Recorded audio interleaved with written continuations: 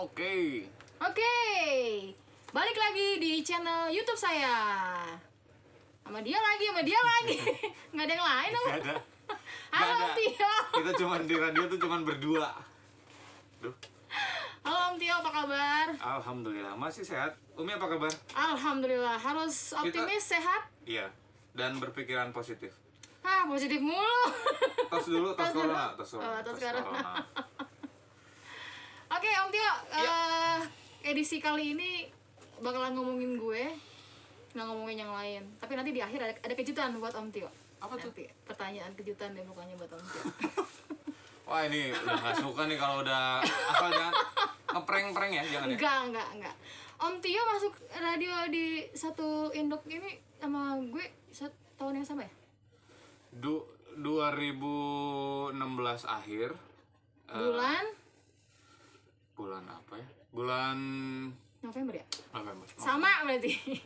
Ya betul, kan ada masa penjajakan dulu. 3 bulan. 3 bulan ya. Nggak usah dihitung lah. Iya, gitu. Yang penting masuk ke sininya sama ya. Berarti kita sama loh. Iya, kurang lebih lah. Kita sama, cuman beda warna. Iya, betul. Emang sukanya warna apa? Warna hitam. Oh, pantesan. Nilai aku dong. Nilai aku sebagai anchor. Apa? Kan masuknya bareng. Iya. Dari awal dengerin siaran sampai sekarang. Udah 4 tahun loh.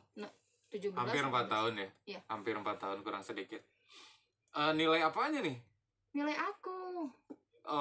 Maksudnya secara karakter, secara siarannya. Progres. Menilai. Dia kan praktisi siaran nih. Bukan. Gue pengen di review sama dia siaran gue tuh kayak gimana. Dari awal sampai sekarang. Bagus. Jangan ngomong bagus, soalnya nggak ngerti bagusnya kayak gimana. Cerita aja dari awal denger siaran gue sampai Kalau basicnya sih kalau saya selalu, karena kan angkatan lama ya, angkatan jadul lah. Maksudnya apa nih? Ya maksudnya apa namanya ya? Senang dunia radio itu dari sejak lama lah, awal 2000-an kalau nggak salah. Jadi sempat gabung dengan radio A, B gitu. Dari mulai yang zaman analog, bener-bener analog konvensional gitu. Dari mulai zaman yang tidak secanggih sekarang lah. Nah, tapi basicnya sebetulnya kalau penilaian saya tuh tetap cuman ada beberapa poin kalau seorang announcer gitu. Jadi yang pertama kan kemampuan seseorang itu untuk berkomunikasi gitu. Jadi dari mulai artikulasi, dari mulai intonasi, dari mulai speed, terus dari mulai aksentuasi gitu ya. Intonasi tahu kan tadi ya? Tahu ya? Nih intonasi nih ya. Nah, kan kalau marah tuh tahu. Nah, itu. Itu intonasi. Iya.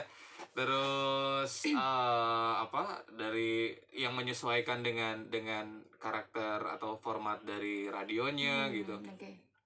Itu susah banget ya. Iya, balik lagi sih kalau buat saya mah yang basicnya dulu gitu.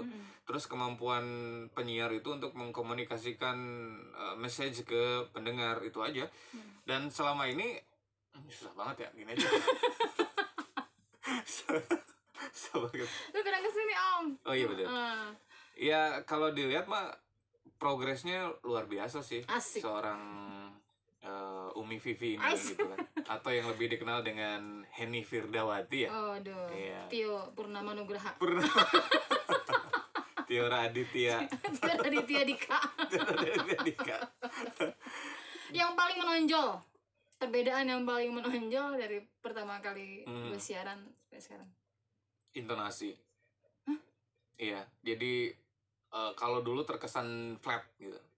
Flat tuh gimana? Datar. Jadi ketika bertanya tuh tidak seperti bertanya gitu. Ketika kan agak susah sih, memang harus didengar kan gitu ya. Jadi yang bukan respon gitu, tapi ya intonasi ketika berbicara, ketika menyampaikan pesan itu kan perlu nada gitu, nada ketika dulu kurang dinamis ya. Yes. Jadi kalau terkesan flat lah, terkesan audio lens dulu gitu. Selamat pagi para pendengar.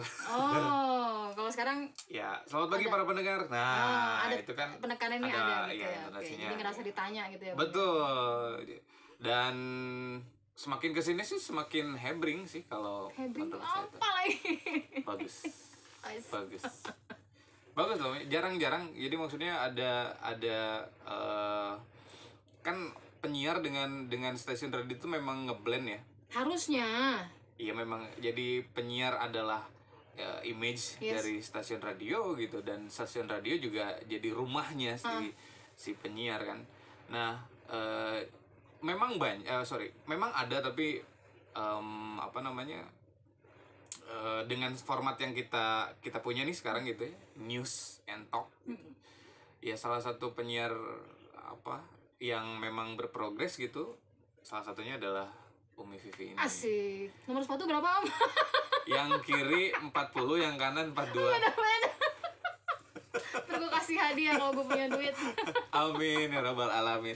Emang kenapa sih, ada apa? Cuman nggak kerasa kan, gini aja, 4 tahun ya? Yes, lebih ya? 4 tahun. Kerasa atau tidak? Kerasa atau enggak? Kerasa. Tapi kalau boleh jujur ya, gue tuh sering pura-pura pinter di audio. Memang harus begitu. Sampai orang tuh bingung, kok bisa sih nanya tajam kayak gitu? Enggak, tuh pura-pura pinter aja. Iya, lugas ya. Jadi padahal nggak pinter gitu, cuman karena sering nyontek aja dari visual komputer itu kan suka ada. Gue suka langsung ini nih, tadi bener soal speed ya, soal kecepatan kita dalam berbicara. Sekaligus mencari berita tentang apa yang sedang dibicarakan. Itu kan harus cepet banget ya. Iya, betul. Dan jangan sampai salah lihat tanggal sama tahun. Iya benar. Iya. Tapi gini loh Om Tio, yang gue rasain selama 4 tahun siaran, baru kerasa di bulan-bulan ke-6 siaran itu adalah dia kan orang baru, gue belum pernah komunikasi sama dia, berarti gue harus bikin nyaman dia di awal. Itu baru ngeh.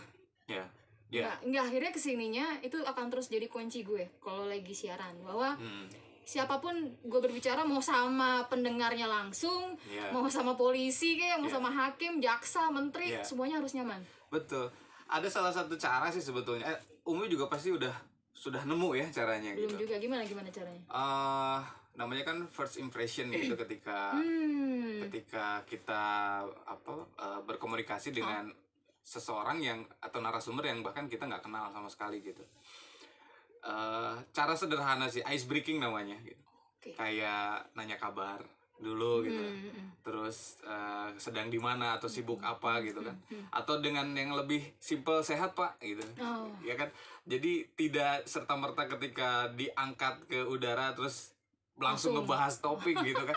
Ada beberapa yang nggak apa-apa gitu, narasumbernya juga lagi peristiwa mungkin ya. Lagi peristiwa gitu kan, langsung tektok itu istilahnya gitu. Ya, oke. Tapi ketika memang membahas satu tema atau yang memang temanya sedang hangat diperbincangkan sudah beberapa hari ke belakang gitu, kan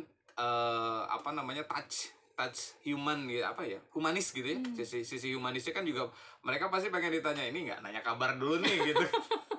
Pasti pernah nemu kan yang begitu gitu. Nah, hal-hal yang menurut saya sih simple ya gitu, tapi itu bisa jadi membuat orang itu terkesan ramah dan membuat orang jadi nyaman ketika diajak bicara apa aja, gitu. Pun pertanyaan yang sifatnya agak sensitif. Betul. Tapi nggak mungkin lah kalau lagi talk sama pemadam kebakaran gitu. Apa kabar? Iya kan, kalau sifatnya peristiwa ya. Kalau sifatnya peristiwa ya begitu. Akhirnya diikutin nanti. Oh, harus nanya kabar dulu nih. Harus nanya rumahnya di mana. Iya. Itu tentatif, kondisional sih. Tapi kalau ketika ngebahas peristiwa tidak mungkin juga bertele-tele gitu ya, langsung gitu to the point, straight to the point. Mengungkap sisi romantisnya gitu kan nggak mungkin ya. Ini kejadian waktu gue wawancara Menteri Agama, Pak Fahru Rozi. Jadi udah dari awal itu berpikirnya frame gue soal Menteri Agama ini menyeramkan, judes. Iya, kan ngeliat di TV. Image-nya ya. Ngeliat di TV, terus statement-statement dia kan pedas-pedas semua gitu kan. Nggak taunya naik tuh menteri kan. Iya. Terus? Aduh, ini gimana caranya ceritanya ya. Iya. Akhirnya muter nggak nanya kabar di awal, tapi langsung assalamualaikum sama dia. Dia jawab, pas dia jawab di tengah, tak, itu kayak ada suara apa lagi di mana, gue tanya. Lagi di mana nih Pak? Rame bener. Wah, masuk di situ. Dia bahkan cerita apa yang nggak gue tanyain. Iya. Ya itu. Jadi sentuhan personal ya disebutnya kan. Bener. Personal ya kan pernah tuh kita sempat bahas ya di ini apa? Vlog namanya atau podcast? Vlog ya. Yang beberapa waktu lalu kan kekuatan radio itu salah satunya adalah bersifat intim atau secara personal gitu. Betul. Nah, ketika apalagi ketika ada narasumber atau lawan bicara kita yang on air atau masuk atau berbicara dengan kita, memang tidak serta-merta langsung to the point ke tema yang dibahas gitu, tapi ada sisi-sisi humanisnya gitu yang memang nyangkut ke personalnya gitu. Betul. Dan itu yang malah membuat dia sudah kan ketika orang berbicara banyak akhirnya jadi bercerita gitu, itu berarti kan sudah ngerasa nyaman. Nah, ya kan ngobrolnya gitu. Iya, jadi sampai mengutarakan apa yang nggak gue tanyain. Iya, itu asik banget. Awalnya cuma 10 menit janjiannya, itu sampai 27 menitan lah, lebih 17 menitan gitu. Sampai akhirnya dia bahas soal toleransi, soal segala macem yang nggak ada dalam pembahasan. Luar biasa. Itu dari rasa nyaman kan ya? Bener. Itu belajar bertahun-tahun baru ngerti. Oh gini caranya. Iya betul. Ada yang butuh waktu, ada juga yang memang terbilang cepat. Tapi kalau 6 bulan sih terbilang cepat sih. Itu 6 bulan. Apalagi waktu itu lagi musimnya mudik, langsung wawancara Pak Budi Karya Sumadi. Awalnya muter-muter, balik lagi nanya tuh, lagi. Akhirnya sama produser disentil kan. Nanyanya tuh the point aja. Oh ya udah, berarti memang dia tipe orang yang nggak bisa ngayai gitu loh bahasa ininya. Atau mungkin karena kan momennya ya. Oh iya betul. Karena kan momennya juga, beliau juga mungkin banyak agenda lain gitu yang perlu dilakukan. Gitu. Pokoknya paling serem deh kalau wawancara menteri gitu, orang-orang dirjen, orang-orang. Oh iya jelas. Para sebagai sedang ya agendanya juga nggak maksudnya kita mau menghubungi, kita di posisi media pun gitu, ketika menghubungi kan tidak serta merta bisa seenaknya dalam artian harus mengikuti lah, ada SOP-nya, ada bahkan kan kita juga harus appointment dulu gitu. Benar, bikin janji dulu segala macam. Jangan tiba-tiba ketika naik terus ditelepon gitu, jangan. Ya begitulah. Ya gitulah pengalaman jadi. Nah berarti sekarang boleh saya yang balik nanya. Berarti kan kebiasaan. Gitu. Ada nggak pengalaman yang paling sampai sekarang tuh nggak pernah bisa lupa? Jadi ketika ngedengar, ketika ingat zaman siaran itu pasti inget terus gitu. Entah itu yang mulai dari yang lucu dulu deh. Mulai dari yang lucu aja dulu. Salah manggil bapak atau ibu. Jelas-jelas namanya cewek gue panggil bapak. Jelas-jelas namanya cowok gue panggil ibu. Baru kejadian tuh kemarin. Oh iya. Jelas-jelas namanya Hamidah. Hamidah Abdurrahman. Gue agak terkecoh sama Abdurrahman yang gue pikir, wah ini apa ya? Ya Allah, Pak Hamidah, ibu. Ya Allah itu. Nggak akan kejadian deh. Tapi memang ada baiknya produser juga ngasih ini ya, keterangan, jangan sampai nyusahin anchor juga. Iya betul. Kita kan udah fokus sama temanya, jangan sampai soal panggil nama aja salah gitu. Itu sih yang paling ngebekas banget tuh, salah panggil. Iya, itu yang lucu ya. Maksudnya artinya kita sebagai manusia kan pasti pernah beberapa kali juga ya disebut human error sih, mungkin split second mungkin ya. Karena kalau human error sih kayaknya dengan pengalaman Umi mah lah. Aduh, nggak juga. Pikirannya lagi kemana, terkecoh dengan nama belakangnya. Tapi kalau yang paling menyeramkan ada nggak? Gue sering dimarahin sih. Iya. Itu kan udah jadi bagian. Enggak, gue tuh tipenya nyolot sih Om. Kadang suka lupa kalau gue tuh penyiar gitu. Suka tiba-tiba yang nyolot jadinya pertanyaannya. Akhirnya dimarahin sama narasumber.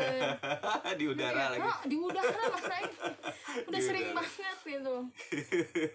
Kalimat-kalimat Mbak tuh sebenarnya ngerti gak sih? Itu sedih banget loh pokoknya. Kayak ditampar bolak-balik, kelihatan banget begonya.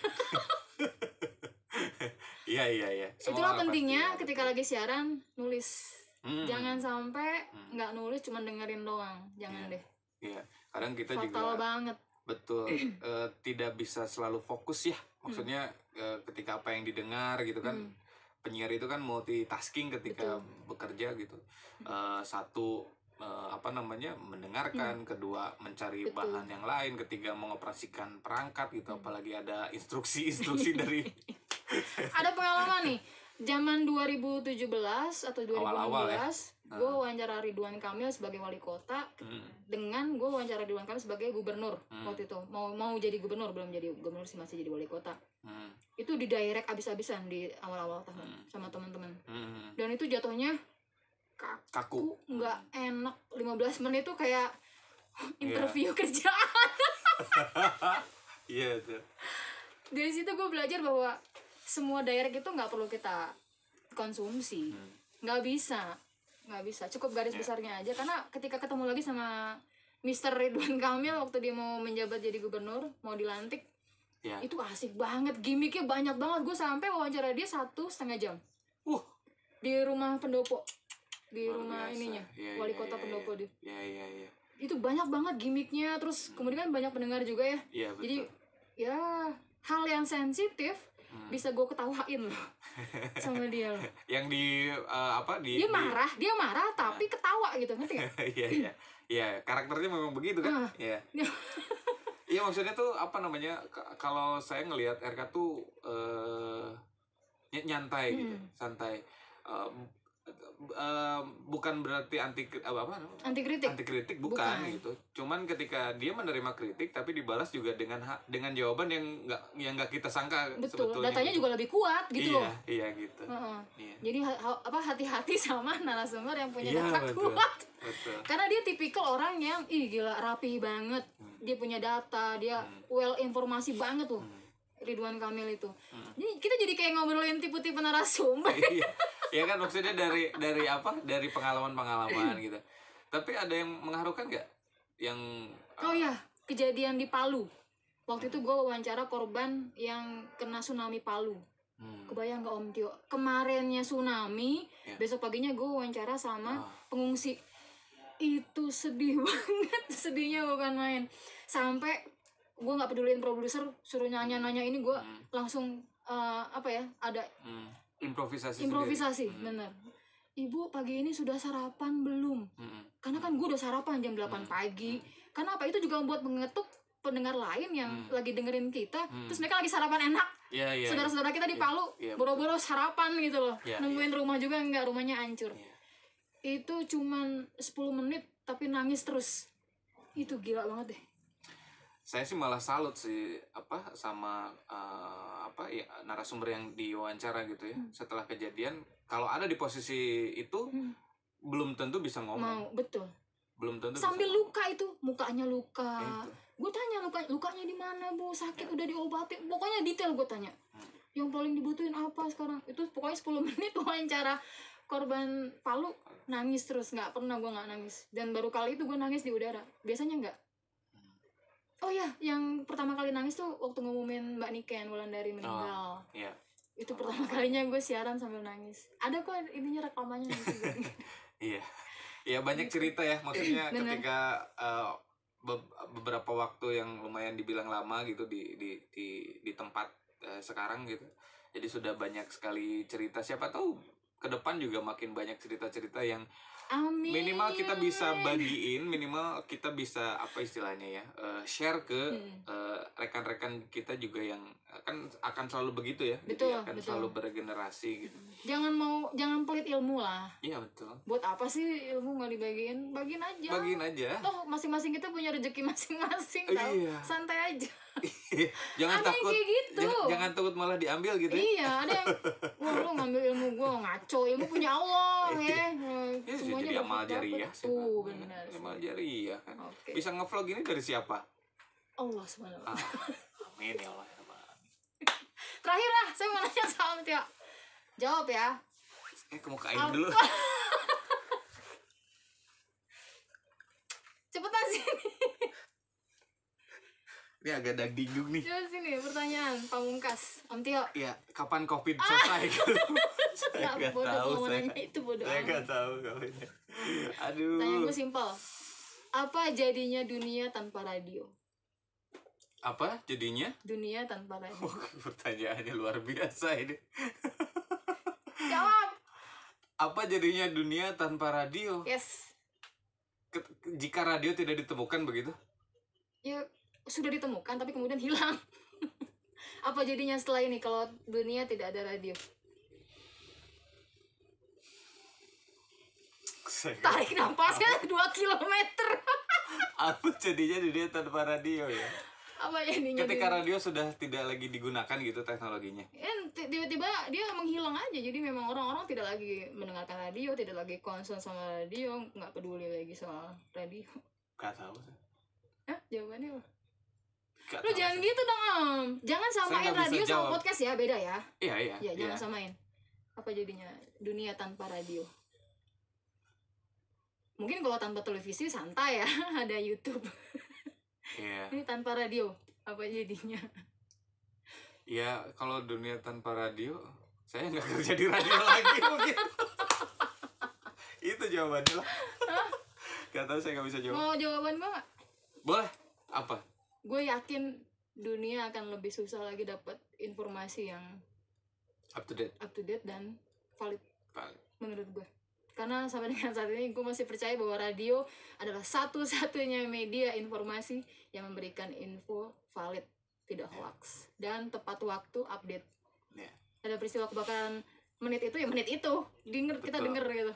Betul. Meskipun cuma selewat 5 menit yang lalu, tapi kita dengar kebakarannya, dengar teriakan orangnya, dengar kelontang-kelontang. Iya betul. Itu yang nggak akan bisa didapat orang-orang yang menggunakan media informasi lain, menurut gue. Pun televisi mau live se-live apapun nggak akan apa ya, rasanya tuh nggak akan ini. Karena apa? Radio itu menyampaikan sesuatu yang tidak orang lihat tapi mereka bisa merasakan. Betul. Ajaib banget tuh makanya radio. Makanya gue sayang banget sama radio, Om Tio. Ya kita doakan sama-sama. Amin. Radio aja tetap selalu ada. Amin. Dan di dalam radio hidup orang-orang yang bijaksana. Orang-orang yang apa ya? Apa, Om? Gue pengen tuh orang-orang yang ada di industri radio itu orang-orang yang kayak gimana gitu, Om. Sebetulnya kalau kondisi sekarang kita juga kebetulan lagi ngomongin radio ya gitu. Siapa tahu memang ada teman-teman kita yang juga ada di industri radio saat ini gitu. Memang kondisi saat ini kan sangat amat kurang menguntungkan ya gitu. Tapi saya pikir juga selalu akan ada jalan ketika memang kitanya tetap berusaha dan juga yakin gitu bahwa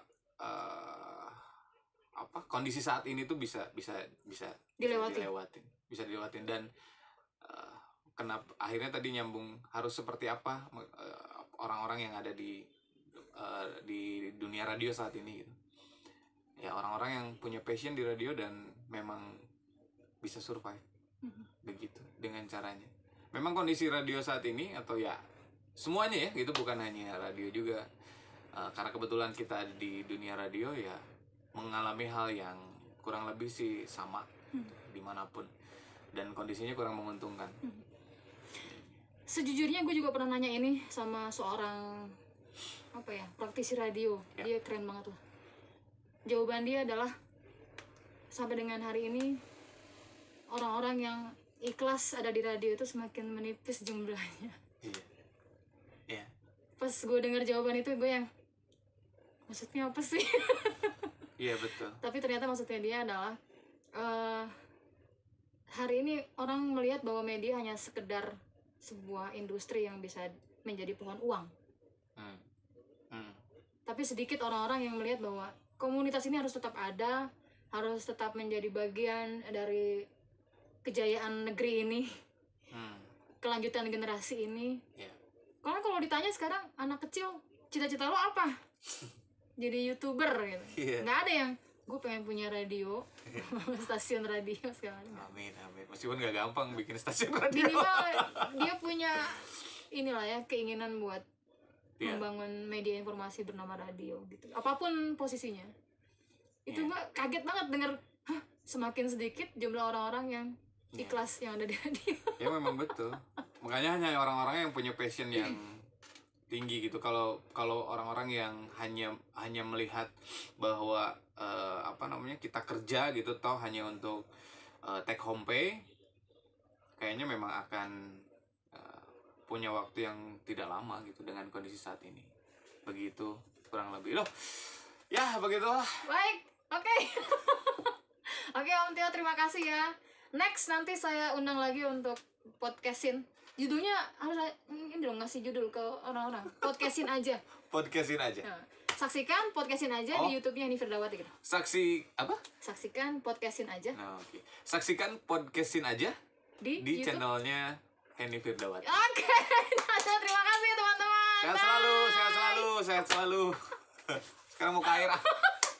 Thank you.